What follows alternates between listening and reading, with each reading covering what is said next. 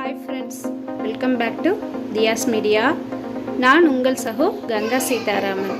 இன்றைக்கி நம்ம வீடியோவில் என்ன பார்க்க போகிறோன்னா ரசம் ரெசிபிங்க. ரசத்தில் வேறு வெரைட்டி நிறைய இருக்குது. ஸோ அதில் ஒரு வெரைட்டியான ஒரு ரசம் தான் நம்ம பார்க்க போகிறோம். இது எலுமிச்சை பழம் பிழிஞ்ச பருப்பு ரசம். ஸோ எப்படி செய்யலாங்கிறத பார்க்கலாம். ஃபஸ்ட்டு அதுக்கு தேவையான இன்க்ரீடியன்ஸ் பார்த்துடலாம் வாங்க. இதுக்கு துவரம் பருப்பு, நம்ம சாம்பாருக்கு வேக வைப்போம் இல்லையா, துவரம் பருப்பு மஞ்சள் பொடி நல்லெண்ணெய் விட்டு வேக வச்சுட்டு இந்த பருப்பு நல்லா கடைஞ்சி எடுத்து அந்த பருப்பு தண்ணி மட்டும், பருப்பு ஜலம் மட்டும் வச்சுருக்கேங்க. அதில் பருப்புலாம் கிடையாது, பருப்பு தண்ணி மட்டும். அப்புறம் 2 தக்காளி, பெரிய தக்காளி நறுக்கி வச்சுருக்கேன். உங்களுக்கு எவ்வளோ எண்ணிக்கைக்கு ஆட்களுக்கு தகுந்த மாதிரி நீங்கள் தக்காளியும் இது மற்ற இன்க்ரீடியன்ஸ் எல்லாமே கூட குறைச்சி போட்டுக்கலாம். ஸோ நான் 2 தக்காளி நறுக்கி வச்சுருக்கேன். தண்ணி 1 டம்ளர், காரத்துக்கு பச்சை மிளகாய், ஒரு லெமனில் ஆஃப் லெமன் மட்டும் வச்சுருக்கேங்க. சாரி, தொண்டை ஏதோ கரகரைங்குது. ஆஃப் லெமன் மட்டும் வச்சுருக்கேன். இது வந்து தாளிக்கிறதுக்கு நெய் வச்சுருக்கேன். கொத்தமல்லி, கருவேப்பிலை, கடுகு, ஜீரகம். இது வந்து சாம்பார் பொடி. நம்ம ஆஸ் யூஷுவல் டெய்லி வந்து சாம்பாருக்கு யூஸ் பண்ணுவோம் இல்லையா, சாம்பார் பொடி, அந்த பொடி தான் போட போகிறோம் இந்த ரசத்துக்கு. ஸோ சாம்பார் பொடி ஒரு ஸ்பூன், மஞ்சள் பொடி, உப்பு, பெருங்காயத்தூள். இவ்வளோ தாங்க இதுக்கு இன்க்ரீடியன்ஸ். பார்க்க வந்து இன்க்ரீடியன்ஸ் நிறைய இருக்கிற மாதிரி இருக்கா, வந்து சுவை வந்து அடிச்சிக்கவே முடியாது, அவ்வளோ சூப்பராக இருக்கும் இந்த ரசம். இது வந்து சூப்பராக இருக்கும். இந்த ரசம் அப்படியே வெறுமனை கூட குடிக்கலாங்க, அவ்வளோ டேஸ்ட்டாக இருக்கும். வாங்க எப்படி செய்யலாங்கிறத பார்க்கலாம். இப்போ நம்ம ரசம் வைக்க ஒரு பாத்திரத்தில் தக்காளி, பச்சை மிளகா, மஞ்சள் பொடி, உப்பு, சாம்பார் பொடி சொன்னோம் இல்லையா, அதையும் போட்டுக்கணும்.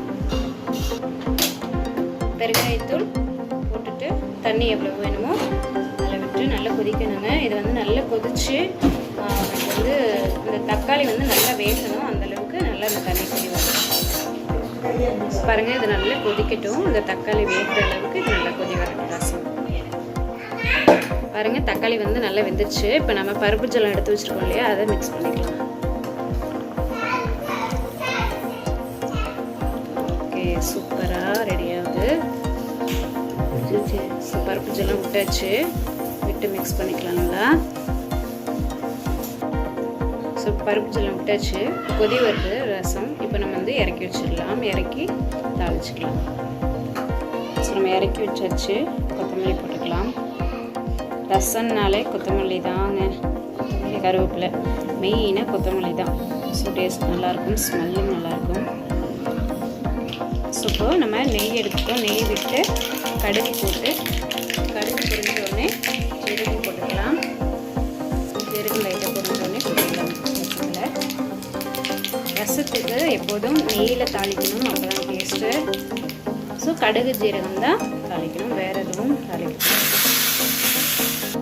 ஸோ இப்போ தாளிச்சாச்சு. இப்போ லெமன் வச்சுருக்கோம் இல்லையா, அதை புரிஞ்சிடலாம். இந்த விதை இல்லாமல் புரிஞ்சு விட்டுக்கலாம்.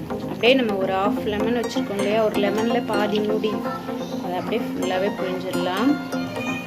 இந்த லெமனுக்கும் அந்த பருப்புக்கும், அந்த பருப்பு ஜலத்துக்கும் அவ்வளோ டேஸ்ட்டாக இருக்கும். இதில் வந்து பருப்பை நம்ம அப்படியே சேர்க்கறதில்ல, பருப்பை இது பண்ணி கடைஞ்சிட்டு அந்த ஜலத்தை மட்டும் சேர்க்கறதுனால லாஸ்ட்டு எண்டு வரைக்கும் துளி கூட வீணாகாதுங்க ரசம். ஏன்னா பருப்பு போட்டவங்களாம் சில பேருக்கு அந்த மண்டியாக இருக்கும், அந்த சில பேர் மண்டியாக விட்டுக்க மாட்டா, மேலாக விட்டுப்பா. சில பேர் தான் கலக்கி விட்டுக்க பிடிக்கும். ஆனால் இது மாதிரி பருப்பு ஜலத்தை மட்டும் நம்ம மிக்ஸ் பண்ணி பண்ணுறச்சே ஒரு துளி கூட ரசம் வேஸ்டாக சான்ஸே இல்லை. வெறுமனே குடிக்கவே செய்யலாம், அவ்வளோ டேஸ்ட்டாக இருக்கும் ரசம். சாம்பார் வைக்கிறச்சே நீங்களும் ட்ரை பண்ணி பாருங்க, சூப்பராக இருக்கும். ஓகே ஃப்ரெண்ட்ஸ், இந்த பருப்பு லெமன் ரசம் உங்களுக்கு பிடிச்சிருந்தா நீங்களும் ட்ரை பண்ணி பாருங்கள். இந்த வீடியோ பிடிச்சிருந்தா லைக் பண்ணுங்கள், ஷேர் பண்ணுங்கள், கமெண்ட் பண்ணுங்கள். மறக்காமல் எங்கள் சேனலை சப்ஸ்கிரைப் பண்ணிக்கோங்க. சப்ஸ்கிரைப் பண்ணுறதோடு இல்லாமல் பெல் ஐக்கானை கிளிக் பண்ணி ஆள் கொடுங்க. அப்போ தான் நாங்கள் போடுற ஒவ்வொரு வீடியோ உங்களுக்கு உடனுக்குடன் நோட்டிஃபிகேஷனாக வரும். Bye friends, thank you. இந்த ரசம் மெத்தட் வந்து என்னோடய அம்மா கிட்ட கற்றுக்கிட்டதுங்க. இதே ரசம் வந்து எங்கள் மாமியாரும் பண்ணுவாங்க. அவங்க ஸ்டைலில் இந்த மிளகு ஜீரக பொடி, ரசப்பொடிலாம் போட்டு பண்ணுவாங்க. பட் அது வந்து நம்ம பூண்டு ரசத்துக்கெலாம் யூஸ் பண்ணலாம், நல்லாயிருக்கும். இது பருப்பு வித் லெமன் ரசம்னா இப்படி இருந்தால் தான் ப்ளைனாக இருந்தால் சூப்பராக இருக்கும். அதுவும் வேறு வகையான ஒரு டேஸ்ட்டாக இருக்கும். அதுவும் இன்னொரு வீடியோவில் உங்களுக்கு அப்லோட் பண்ணுறேன். இது வந்து எங்கள் அம்மாக்கிட்டேருந்து, எங்கள் அம்மா ஸ்டைல் அம்மாக்கிட்டேருந்து கற்றுக்கிட்டு இருந்தது. நீங்களும் ட்ரை பண்ணி பாருங்கள். முக்கியமான ஒரு டிப்ஸ் ஃப்ரெண்ட்ஸ், நம்ம எந்த ரசமாக இருந்தாலும் சரி, இந்த ரசமாக இருந்தாலும் சரி, நீங்கள் மற்ற ரசமாக இருந்தாலும் சரி, நம்ம பண்ணிவிட்டு இறக்கி வச்சுட்டு உடனே வந்து அதை மூடிடாதீங்க. மூடுனா கொஞ்சம் டேஸ்ட் வந்து சேஞ்ச் ஆகும். டேஸ்ட் நல்லாயிருக்கும், பட் வந்து கொஞ்சம் லைட்டாக சேஞ்ச் ஆகும். கொஞ்சம் ஒரு 5 to 10 மினிட்ஸ் அப்படியே ரெஸ்ட்டில் விட்டுட்டு அதுக்கப்புறம் நீங்கள் மூடி யூஸ் பண்ணுங்கள். டேஸ்ட்டாக இருக்கும். Bye, thank you.